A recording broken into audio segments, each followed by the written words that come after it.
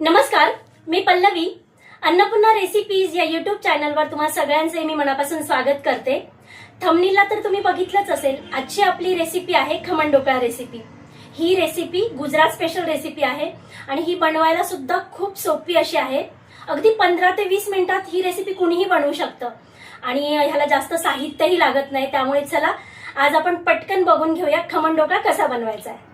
चल, सगळ्यात आधी इथे आपण 1 कप पाणी टाकून घ्यायचंय. 1 कप पाण्यामध्ये आपण थोडीशी हळद टाकून घ्यायची आहे.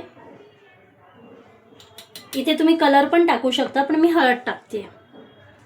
त्यानंतर त्याच चमच्याने आपल्याला साखर टाकून घ्यायची आहे. 3 चमचे, 1 2 3. त्यानंतर चवीपुरतं मीठ टाकून घ्यायचं आहे.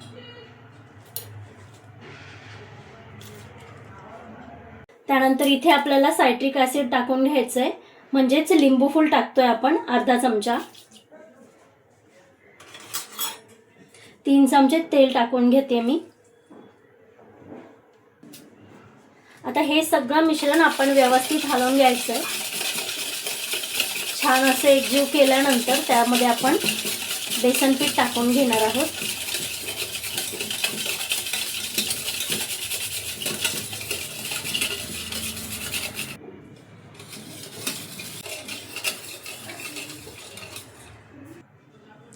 आता इथे आपण चण्याच्या डाळीचं पीठ गाळून घेतोय.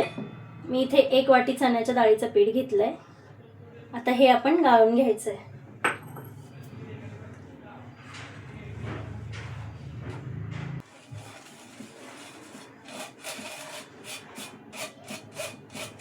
सगळं चण्याच्या डाळीचं पीठ इथे आपण गाळून घेतलंय.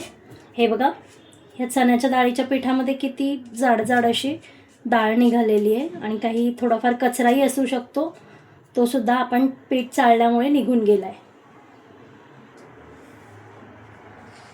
हे सगळं मिश्रण आता मी एकजीव करून घेते.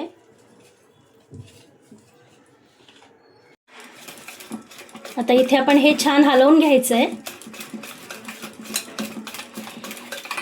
आता छान आपलं मिक्स करून झालंय. इथे मी अर्ध्या चमच्यापेक्षा थोडासा कमी असा सोडा टाकून घेते आणि परत एकदा छान हलवून घ्यायचंय.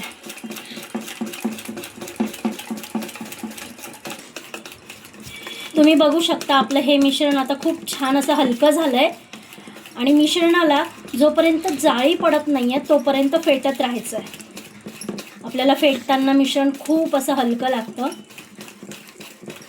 तुम्ही बघू शकता आता इथे जाळी पडायला लागली हळूहळू. हे बघा, हे असं स्ट्रक्चर ठेवायचं आहे मिश्रणाचं.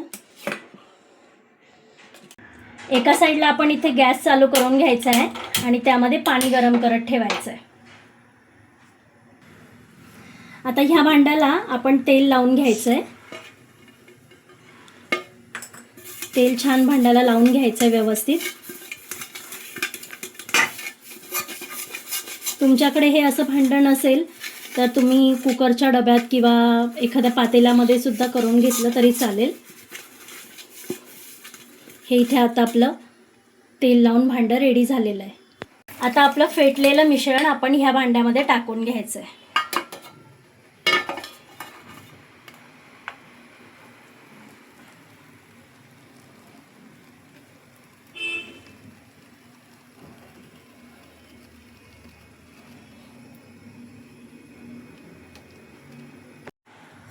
आता ह्याच्यामध्ये आपण एक रिंग टाकून घ्यायची आहे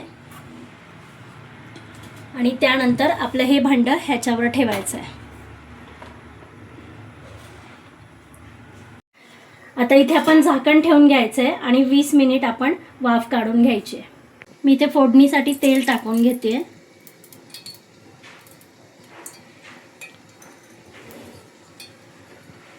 आता इथे आपण मोहरी टाकून घ्यायची आहे. मोहरी तडतडल्यानंतर इथे जिरं टाकून घ्यायचं.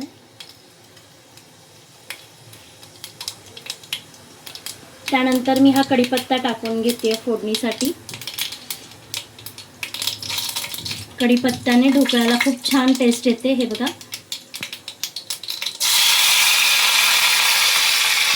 त्यानंतर आपण हिरव्या मिरच्या टाकून घेऊया.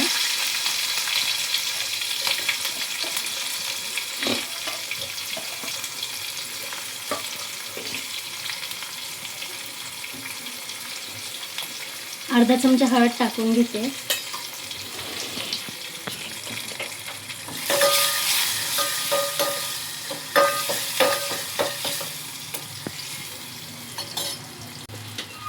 इथे आपल्याला चवीपुरतं मीठ टाकून घ्यायचं आहे.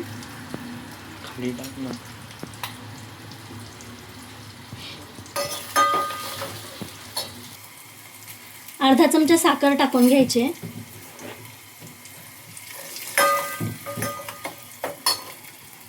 आणि ह्याच्यामध्ये पाणी टाकायचं.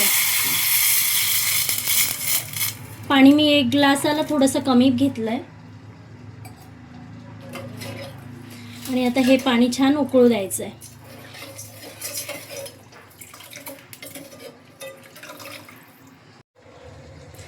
थोडा इथे हिंग पण टाकून घ्यायचा आहे. हिंग टाकल्याने आपल्या ढोकळ्याला छान चव येईल. आता इथे आपले 20 मिनिट झाले. आपण ढोकळा कसा शिजलाय ते बघून घेऊया. आपला ढोकळा इथे खूप छान फुलला आहे. हे मिश्रण आपण टाकलं तेव्हा अर्धं होतं आणि आता ते फुलून डबल झालंय. इथे फुल आपलं मिश्रण फुगलंय. त्यामुळे आता आपण एकदा चेक करून बघूया आपला ढोकळा शिजलाय की नाही. इथे मी सुरी टाकून बघतेय. सुरीला जर पीठ चिकटलं तर समजायचं अजून ढोकळा शिजलेला नाहीये. पण इथे ढोकळा आपला छान शिजलेला आहे. हे बघा, तुम्ही बघू शकता. हे बघा, अजिबात सुरीला पीठ चिकटत नाहीये. त्यामुळे इथे आपला ढोकळा शिजलाय. आपल्या फोडणीला पण खूप छान अशी उकळी आली आहे. आता मी गॅस बंद करून घेते. आपला ढोकळा इथे थंड झालाय, तुम्ही बघू शकता. आता आपण ह्याला एका भांड्यामध्ये काढून घेऊया. ढोकळा व्यवस्थित थंड झाला की आपण चारी बाजूनी ह्याला असं सुरीने मोकळं करून घ्यायचं आहे. हे बघा, मी चारी बाजूनी ढोकळा सुरीने मोकळा करून घेतलाय. आता इथे एक प्लेट घ्यायची आहे आणि ह्या प्लेटमध्ये आपण हा ढोकळा काढून घ्यायचा आहे.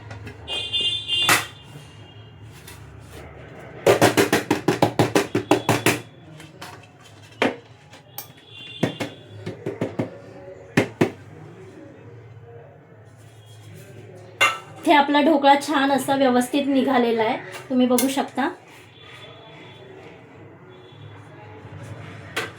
आता ह्या ढोकळ्याला आपण कापून घ्यायचंय.